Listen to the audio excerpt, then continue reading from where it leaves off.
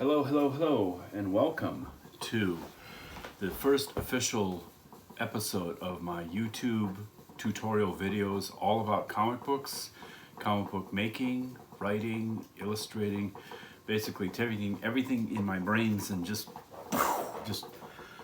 throwing it out there to you out there in internet land to gather and gain and to ramp up your skills, your abilities to get everything up to snuff. If you don't think that you're quite capable enough, that's bullshit. You can do everything. You can do anything you want. Because I started with nothing.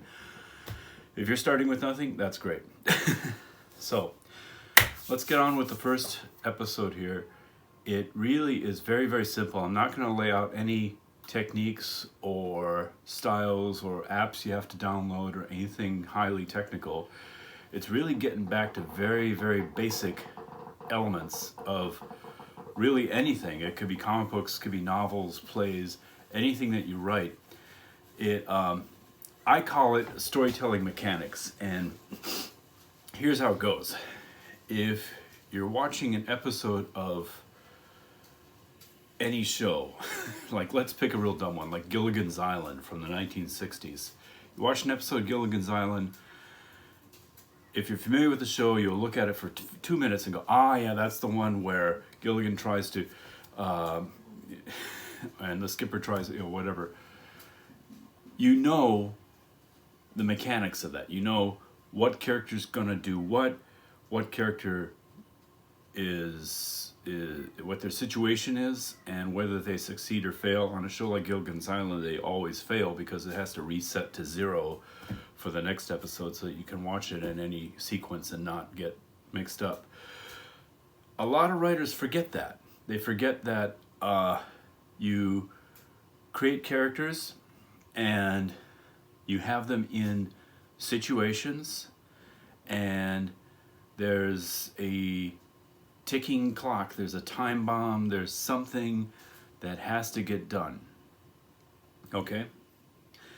And they lose sight of that because they get all wrapped up in the style, in the mood, in the drama, and they really get caught up in way too much exposition, trying to feed the reader all the details, all the information about the world they're building that they think the reader needs to know.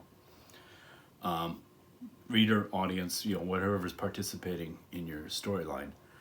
I think that the best way to think about storytelling mechanics is to break it down to really, really simple elements. The best storytelling mechanics examples, I think, would be nursery rhymes. Ask any kid who's been through preschool or had some grammar books or nursery rhyme books, and you say to them, Jack and Jill went, and they'll be able to answer it for you. A 4-year-old could say, Jack and Jill went up the hill, fetch a pail of water, Jack fell down, broke his crown, Jill came tumbling after. That's a story. That's a story that contains all the elements you need in a story. Okay, let's break it down. Who are the main characters? Jack and Jill. What's their objective? To go up the hill to fetch a pail of water. Now already, why is there a well on top of a hill? There's a little bit of incongruity there, but it doesn't matter because they're on a mission to go up that hill. Did it succeed? No. Jack fell down. Did he hurt himself? Yes, he broke his crown. He busted his head open. Well, what about Jill? Did she come to rescue him? No, she came tumbling after. So it's a tragedy. It ended in failure.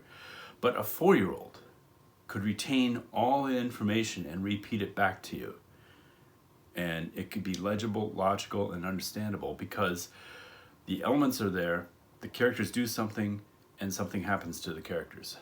Another real good way to remember this is to answer the who, what, why question. There's like 5 of them. It's who, what, why, where, when, and how. Actually, there's 6 of them. But the first 3 are the most important. Who, what, why.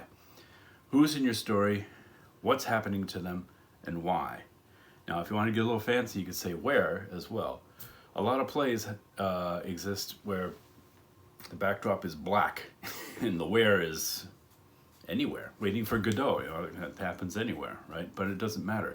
Shakespeare set his plays in ancient Rome, Julius Caesar, but nobody ever wore togas on the stage in his costume because they didn't really care if the wear wasn't accurate to what they were depicting.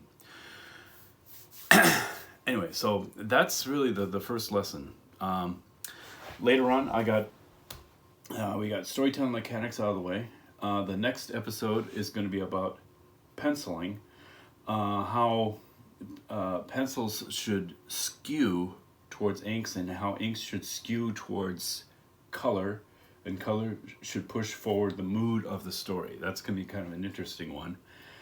Next we'll do outline, then we got blocking, penciling and composition, the value of writing character bios, considering the rough outlines of story. I got a couple dozen episodes happening down the stream here. So this was the first one, storytelling mechanics. Anyway, thank you very much for watching, and I hope that I'll see you again next time.